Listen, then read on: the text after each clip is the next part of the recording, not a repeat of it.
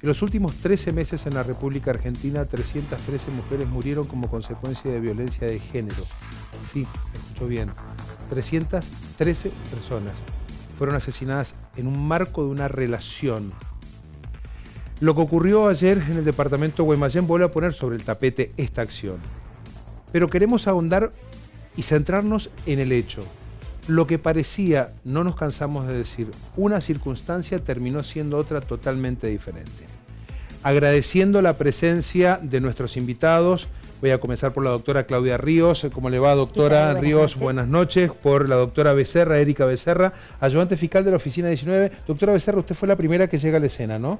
Ya voy a hablar con usted en un minuto, y el doctor Manuel Vilapriño, a quien ya habíamos presentado, médico psiquiatra. Nos vamos a centrar fundamentalmente en lo legal. Después vamos a ir indagando la psicología de un individuo que toma esta decisión. Doctora Becerra, cuando a usted le dan el alerta diciendo hay un incendio en una vivienda, ¿o usted ya iba con datos certeros? Exactamente, iba con datos certeros de que había un incendio en una vivienda y de que habían 2 mujeres femeninas aparentemente fallecidas. Es lo que tenía. Manejábamos esa hipótesis nada más, pero al llegar al lugar nos encontramos con otra escena. Saltó a la vista, ¿no? Claramente, de que no todo parecía ser lo que en definitiva terminó siendo. Exactamente. Cuando usted llega al lugar, ¿los vecinos refieren algo, le dicen algo, manifiestan algo en especial? En realidad los vecinos estaban muy consternados por la situación, o sea, estaban aturdidos, confundidos, entonces datos certeros no podíamos tomar en ese momento, porque en realidad se abocó a darle auxilio a las personas si realmente estaban fallecidas o no, y apagar el incendio, sofocarlo. Entonces no podíamos tomar un dato certero en ese momento. Se recopilaron un montón de información, pero nada certera.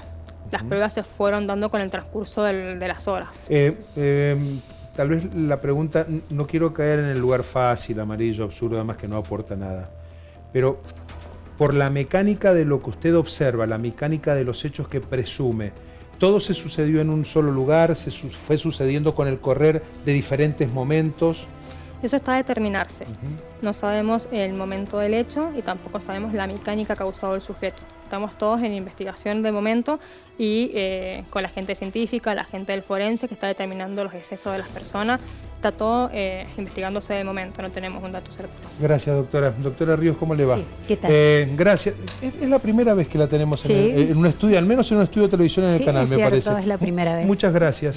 Esperemos hacerle placentera su estadía en un hecho que indudablemente nos conmueve a todos. Sí. Usted rápidamente es advertida. Aquí hay 3 personas muertas, 2 adultos, un niño. Bien, sabemos que la intervención de la Unidad Fiscal de Homicidio es cualquier persona que haya fallecido, ya sea sin asistencia médica, ante cualquier situación de una persona fallecida. La doctora Becerra me pone en conocimiento alrededor de las 4:10, 4:15, que estábamos ante la presencia de llamados de alerta sobre un incendio en una vivienda y que habrían sujetos en el interior de la misma. Hasta ahí trabajábamos con un incendio y con personas en el interior de la vivienda. Ya luego va tomando otra trascendencia. ¿Por qué? Porque cuando se constituye personal de bomberos e ingresa al lugar, advierte que las personas que yacen en el lugar se encuentran completamente lesionadas con muchos golpes. Por lo tanto, ya obviamente estamos frente a otra situación. Por lo tanto, nos constituimos ya personal de la Unidad Investigativa de Homicidio. Me presento al lugar y ya teníamos situaciones en donde teníamos que dilucidar con quién vivían esas personas, qué es lo que había pasado. Es importante destacar que ya tenemos los informes del CEO, cuáles fueron las comunicaciones. ¿Por qué? Porque los vecinos lo que aducen en su momento es que alrededor de las 2 de la mañana, 1:30, ellos escuchan como una discusión. Ahí está. Usted está yendo por donde yo quería iniciar nuestra charla. Porque digo, usted es advertida pasada las 3 de la mañana. Claro, lo primero que me comunica la doctora Becerra, que es obviamente la obligación, es lo que ella en primera instancia me habla de un incendio de personas que yacen en el lugar, sin saber lo que pasaba. Claro. Cuando ella ingresa personal de bomberos y nos encontramos con una situación diferente, es decir, de personas golpeadas, es decir, sus rostros cubiertos de sangre, supuesto, ya no coincidía con un incendio. Exactamente. Pero ¿qué es lo importante acá de destacar? Es decir, vecinos ya nos anunciaban en el lugar que en ese lugar, valga la redundancia, ¿no? En esa vivienda estaban compartiendo esa vivienda no solamente las 3 personas fallecidas, sino la pareja de la fallecida de 25 años, Mayra Bueno. Ante esta situación empezamos a tratar de dar con la identificación y por qué no estaba en el lugar.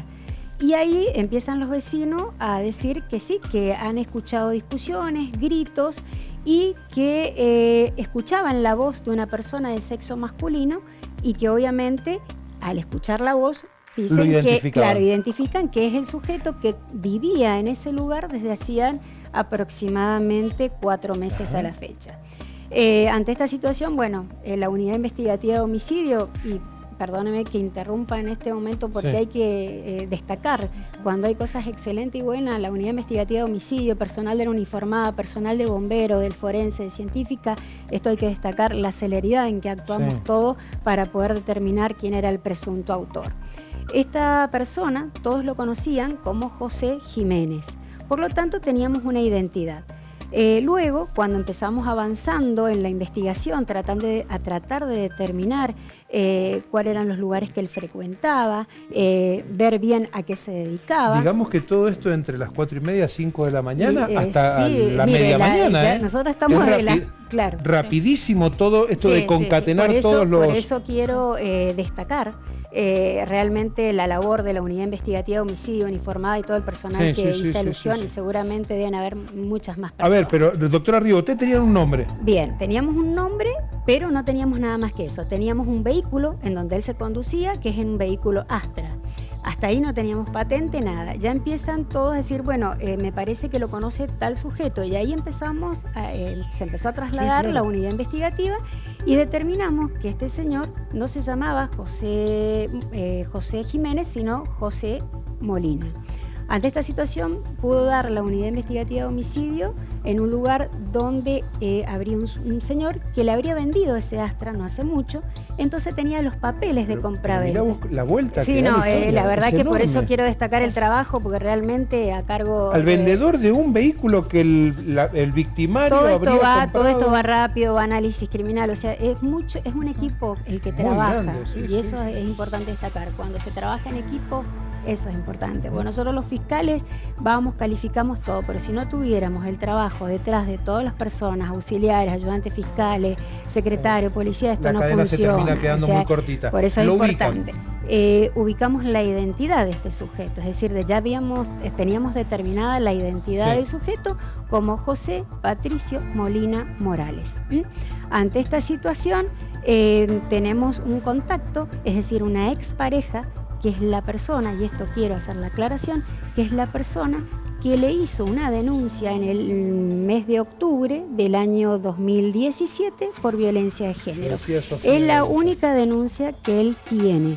Todos aquellos hechos de robos o hurtos ya están sobreseídos y está prescripto. Por lo tanto, el delito es amenazas en concurso con hurto. ¿Me deja un segundito, doctora Ríos? Permítame un minuto, doctora Becerra, permítame un minuto, porque me voy a meter en esta historia. La doctora Claudia Ríos decía, teníamos un nombre, un individuo, una denuncia previa, delitos prescriptos. ¿Qué pasa por la cabeza de un individuo que frente a 2 mujeres indefensas, una de ellas con quien mantiene una relación sentimental, el hijo de esta, termina ocurriendo todo, se desencadena, estalla? En general, a ver, lo que nosotros tenemos es la punta del iceberg. Una persona con una historia determinada que mata a 2 mujeres y a un niño. Esa punta del iceberg puede venir de la mano de muchos desbordes, por decirlo de alguna forma, psicopatológicos. Es decir, no se explica solamente, como yo podría decir, en función de la historia que he escuchado, nada más, no en función de la evaluación de la persona, obviamente, de un funcionamiento psicopático, como podría ser este caso, sino que una persona con un cuadro psicótico determinado lo podría generar, alguien con un síndrome confusional por un trastorno de conciencia podría dar lugar a muerte de este tipo. Las doctoras lo deben ver más frecuentemente que uno. Doctor, podemos estar frente a un violento. Ahora, puede ser violento toda la vida y no agarrar un palo y andar matando a la gente. O sea, ¿dónde se produce el clic? ¿Dónde está el cortocircuito? ¿Qué es lo que dicen los manuales? En realidad, a ver, por eso, en esta punta del iceberg uno lo piensa por el lado de la personalidad más psicopática, ¿no? Las personalidades psicopáticas no son, desde el punto de vista de la psiquiatría, enfermos. ¿Por qué no son enfermos? Tienen un trastorno gravísimo, terriblemente grave, pero no son enfermos porque no hay causa metabólica, no hay biología alterada que pueda dar lugar a que su conducta sea así. Si no está su historia de vida, lo cual puede ser muchas veces peor. ¿Por qué? Porque si hay enfermedad, como puede ser una esquizofrenia, sí, cualquier cuadro psicótico, yo con un tratamiento determinado puedo amoldar ese funcionamiento y recuperar la vida de esa persona. En el caso de las personalidades de este tipo, los trastornos de la personalidad implican que hay alteraciones, que existen alteraciones en su funcionamiento que lo hacen pasible de conductas de este tipo en función de que, como bien dijo usted, de una combinación de elementos. Porque las personalidades psicopáticas no son pocas, hay mucha gente con personalidad psicopática y este tipo de muertes no son, si bien son cada vez más frecuentes, no son tan frecuentes. Puedo preguntar una barbaridad, pido disculpas si así lo hago, pero entiendo que es atinado hacerlo en este momento. ¿Un psicópata es una persona irrecuperable? El psicópata per se, sí. ¿Por qué? Precisamente porque el problema no está, como digo, en lo biológico, sino el problema está en su historia de vida, en lo que es como persona. La personalidad termina de integrarse aproximadamente entre los 20 y 30 años, 20 y 25 años, que es cuando termina de crecer, también finaliza el crecimiento del sistema nervioso central. Lo que uno forjó en cuanto a su funcionamiento de cualquiera de nosotros, la forma de ser de cualquiera de nosotros, después de los 25 años es muy difícil cambiarlo. Fijémonos en cada una de nuestras actitudes que queremos modificar cuando nos han acompañado toda la vida. Son difíciles de modificar. Imaginémonos a alguien que por su genética, más su educación, más todo lo que fue incorporando en su vida, se transformó en una persona que tiene frialdad afectiva, que no tiene capacidad de hacer experiencia de sus actos, que no tiene capacidad de hacer interexperiencia. Claro. Es decir, poder modificar su conducta a partir de lo que los demás hacen. Funciona así. Digamos, él es pasible, él sabe lo que está haciendo. Eso es lo que le iba a preguntar. Sabe lo que está. ¿Es consciente? Sí, totalmente. Y hay un hecho. ¿Pero es consciente del dolor que le inflige a su víctima, de la metodología que utiliza? En general, el psicópata per se, el puro, digo yo, porque pueden existir personas con elementos psicopáticos sin ser un psicópata puro. El psicópata puro no le importa el sufrimiento de la víctima. Lo que le importa en realidad es su sufrimiento o no. Es decir, su bienestar, no el de la víctima. Tal cual. ¿Hay alguna manera de determinar conductas de esta naturaleza en esa, no punta de iceberg, sino cuando se va formando el iceberg y comienza a flotar? Porque nos podemos pegar contra ese iceberg y nos vamos al fondo del mar. ¿Qué es lo que ocurrió anoche? Claro, totalmente. ¿Hay alguna manera de poder observar esta situación? Sí, va a depender siempre de las personas. Siempre se dice que el psicópata o el antisocial es generalmente una persona seductora, muy inteligente. No es tan así. No necesariamente debe ser así. Por lo tanto, siempre hay pistas. ¿Y cuáles son las pistas? La historia de vida del sujeto, el cómo funciona, la existencia o no de bondad en él, de compromiso, de generosidad, de solidaridad. Esos son todos valores que hacen a que una persona esté alejada de la psicopatía. ¿Por qué este individuo termina quitándose la vida y en otros casos no? Claro. En otros casos la negación absoluta, más férrea y absoluta del daño que infligieron. Esa es muy buena apreciación que la escuché cuando entré, que le decía usted. A diferencia del triple crimen de Trapiche. Yo llegué a esa escena, esa primera escena del crimen, y con todo nuestro equipo seguimos pero minuto a minuto el caso. Cuando al individuo lo detienen, de hecho está condenado a cadena perpetua, lo detienen, este individuo, todos lo recordamos, ¿no? Sí, sí. Cuando al individuo lo detienen, el tipo lo que hace es tirar el cuchillo en un contenedor, aquí cerca del canal lo encontraron, las manos no, tuvo un accidente, se hace tratar en un hospital, o sea, como negando todo lo ocurrido. Sin embargo, este individuo anoche no, dice, me mandé una cagada, se fue a la casa de una hermana y lamentablemente terminó quitándose la vida. Estamos hablando de otra vida también. Claro. A ver, eso tiene que ver con las características propias de la persona. Vas a saber cómo procesa lo que pasó y lo que va a venir después de lo que pasó y en función de eso la decisión que toma. yo creo que no lo hace ni más ni menos salvaje al acto, ni tampoco implica un diagnóstico muy diferente en base a la historia previa. En esto, ¿por qué? Usted dijo algo muy importante. No todos los que funcionan psicopáticamente terminan matando gente. Bueno, tendrá que ver el grado de frialdad, muchas cuestiones, pero también tiene que ver un elemento muy importante que está dando vuelta en todos estos casos, en esta punta del iceberg, que es la impulsividad, el componente impulsivo.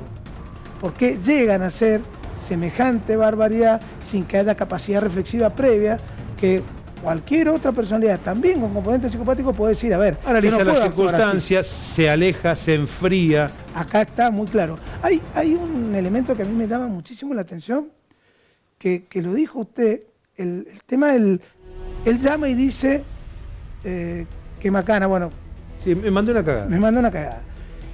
Esto a mí me hace ruido, porque él no dice, hice una barbaridad, hice algo atroz, maté a 3 personas, no dice, me mandé una cagada. Es decir, ese elemento, clínicamente hablando de lo psiquiátrico, es fino, es porque eso habla de que él se da cuenta de que es una barbaridad lo que ha hecho. Pero es lo decir, minimiza al extremo de la palabra o del término. Qué buena reflexión, doctor. El doctor se tiene que retirar, por eso que aprovechamos muy bien este tiempo. Muchas gracias por, gracias por su presencia aquí. Entre todos debemos estar muy atentos a un montón de circunstancias. Hay patologías que parecen estar subrepticiamente ocultas, pero tal vez prestando atención, están subyaciendo mucho más de lo que parecen. Sin ningún lugar a dudas. Gracias, doctor. Vamos a seguir hablando con la doctora Claudia Ríos y con la doctora Becerra. Lo despedimos al doctor Vilapriño. Doctora, ¿determinan la identidad de este individuo? Ahora continúo. En relación a la identidad, ya teníamos la identidad del sujeto, su número de documento, tratando de ver los distintos domicilios que figuraban en análisis criminal. Esto obviamente, como le dije anteriormente, es un trabajo en equipo que tiene que hacerse de forma inmediata y obviamente todos comunicados, ¿no? Cuando se logra determinar esto, teníamos una situación que la expareja, que es la que en el mes de octubre habría realizado una denuncia contra el señor Molina por el delito de amenazas en el contexto de violencia de género y hurto, esta persona aduce que se presenta a su lugar de trabajo, que es un geriátrico, su expareja, y que le manifiesta justamente ese término que usted dijo, que se había mandado una cagada y que habría matado a 3 personas y que él se iba a quitar la vida. ¿Por qué le digo todo esto? Porque son constancias que obran en la causa. Es decir, cuando la persona se va de ese lugar, se sigue comunicando con WhatsApp, o sea, por WhatsApp.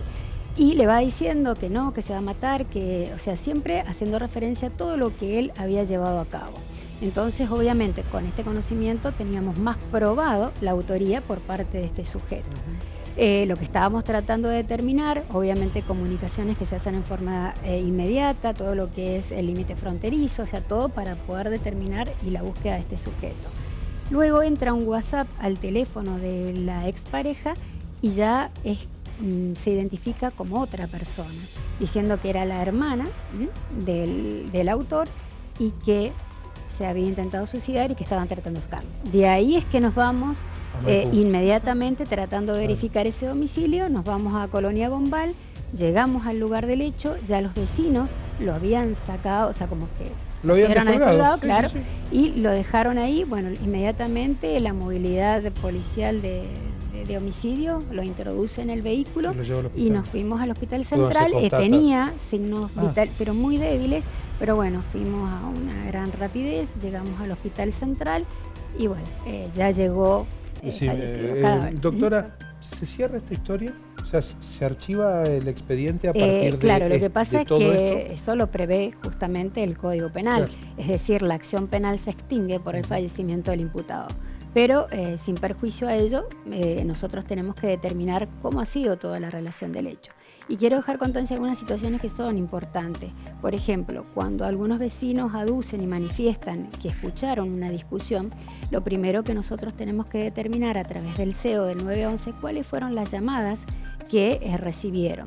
Ya nos han pasado el informe, el señor Trepiquio nos ha dado informe desde el CEO, en el cual ya labraron el informe que desde las 3:20 de la mañana aproximadamente, pero siempre hablaron e informaron el incendio, que habían 2 personas, decían 2 personas en el interior. Quiero hacer detenerme en ese lugar, usted como ayudante fiscal, usted como fiscal de este tipo de delitos.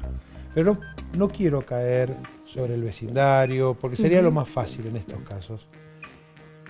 Porque es muy complejo cuando uno escucha discusiones o gritos en una vivienda contigua a la que uno habitualmente habita o en el vecindario, y tal vez una llamada pueda llegar a salvar una circunstancia o una situación que termina decantando en lo que es una verdadera tragedia. ¿Qué nos aconsejan desde ese lugar, desde el lugar de ustedes, de llevar a la justicia para adelante, a nosotros como ciudadanos, en donde decimos, pero pará, tal vez sea una pelea momentánea entre el matrimonio y tal vez nos inmiscuimos en una situación absolutamente particular, personal, no tenemos por qué hacerlo? Lo que pasa es que las personas a veces temen de dar una información. En este caso concreto, voy a hablar en regla general, porque en este tema específico hablaban de una discusión. Nunca se escuchó, o por lo menos las constancias que obran en auto, que hay un llamado de peligro, o no. Solamente, claro, un pedido de auxilio, lo que fuere. Simplemente las constancias que figuran es justamente de un incendio. Pero en regla general, por ahí las personas tienen miedo, pero lo que tienen que saber es que hay diferentes mecanismos legales y dentro del Ministerio de Seguridad también. ¿Por qué? Porque existe el testigo protegido, existe también el testigo de identidad reservada, existen los llamados. Hay personas que no quieren dar su identidad por miedo a represalias o lo que fuere, pero que es importante anunciar esto, porque sí podemos evitar una tragedia. Y estoy hablando en regla general, no en este caso específico, para que no se malinterprete, ¿eh? Entonces, ¿qué pasa? Debemos informar, pero debe saber, hay gente justamente que han estado en todo momento con los familiares de víctimas del delito, es decir, hay asistencia, hay mecanismos legales que la gente debe conocer. Y para esto trabajamos todos, no solamente desde el Ministerio Público Fiscal, con la oficina fiscal de querellante, o la oficina, perdón, de querellante que representa a las víctimas de delitos o familiares de víctimas, sino también a través del Ministerio de Seguridad. Y aún así tenemos centros de salud, tenemos municipalidades en donde también hay diferentes reparticiones. Doctora, ha sido usted muy amable. Bueno, muchas gracias. Muchas gracias por su presencia aquí. Muy amable. Doctora Becerra, también muchas gracias. Gracias.